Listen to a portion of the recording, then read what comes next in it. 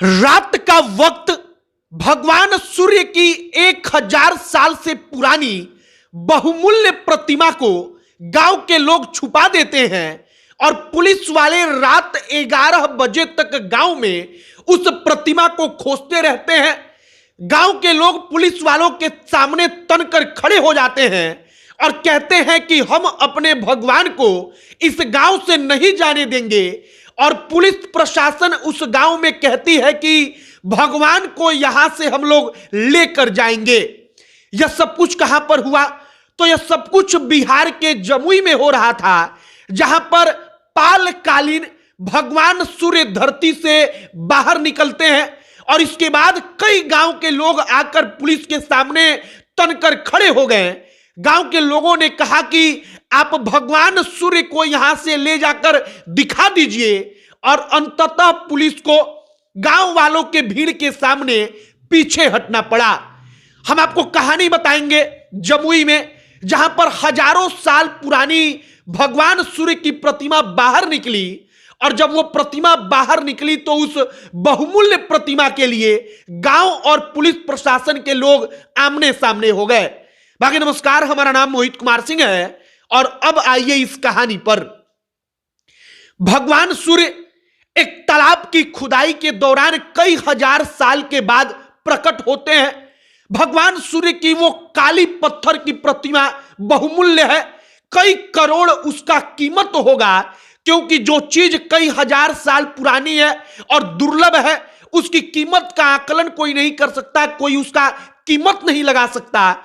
हम सिर्फ और सिर्फ आपको समझने के लिए कह रहे हैं कि वो एकमात्र मूर्ति कई 100 करोड़ रुपए की भी हो सकती है। अब सबसे पहले सुनिए, जमुई में एक गांव के अंदर तालाब की खुदाई होती है, उसमें से भगवान सूर्य प्रकट होते हैं। भगवान सूर्य का जब बहुमूल्य पालकालीन मतलब कि जो पाल वंश था उस वक्त पर इस भगवान सूर्य के प्रतिमा को आकार दिया गया और कई हजार साल पुरानी या कहिए कि हजारों साल पुरानी प्रतिमा, 1200 साल पुरानी प्रतिमा जब लोगों के सामने आया तब पुलिस आकर खड़ी हो गई। अब पुलिस आकर क्यों खड़ी हुई, इस कहानी को जानिए। दरअसल प्रशासन और पुलिस का कहना था कि जो मूर्ति जमीन से निकली है उसको हम लोग कानून के हिसाब से म्यूजियम में ले जाकर रखेंगे, संग्रहालय में। गांव के लोगों का कहना था कि हमारे भगवान किसी 4 दीवारी के अंदर पैक होने के लिए नहीं प्रकट हुए हैं, बल्कि उनका स्थान मंदिर है और हम लोग मंदिर में रखेंगे। गांव के लोगों ने रात के वक्त पर भगवान की प्रतिमा को पुलिस प्रशासन से बचाने के लिए छुपा दिया। रात 11 बजे तक उस गांव में पुलिस की टीम कैंप करती रही। पुलिस की टीम कभी गांव के किसी कोने में तो कभी किसी कोने में जाकर भगवान सूर्य की प्रतिमा को ढूंढती रही। और यह सब कुछ सिकंदरा प्रखंड के अंतर्गत एक गांव पड़ता है जिसका नाम है सिझौड़ी गांव, उसी गांव का मामला है। रात 11 बजे जब पुलिस वाले वापस लौट गए तब गांव के लोगों ने मूर्ति को ले जाकर एक जगह पर स्थापित कर दिया। 72 घंटे का अखंड कीर्तन पाठ चालू किया गया और तब तक वहां पर विधायक आ गए।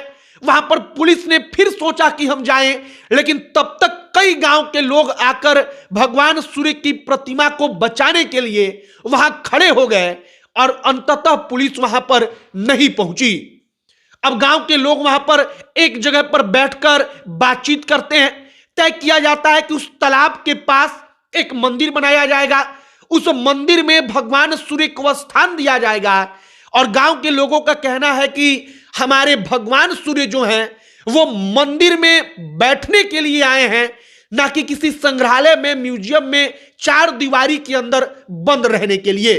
फिलहाल पुलिस प्रशासन अपना काम कर रही थी।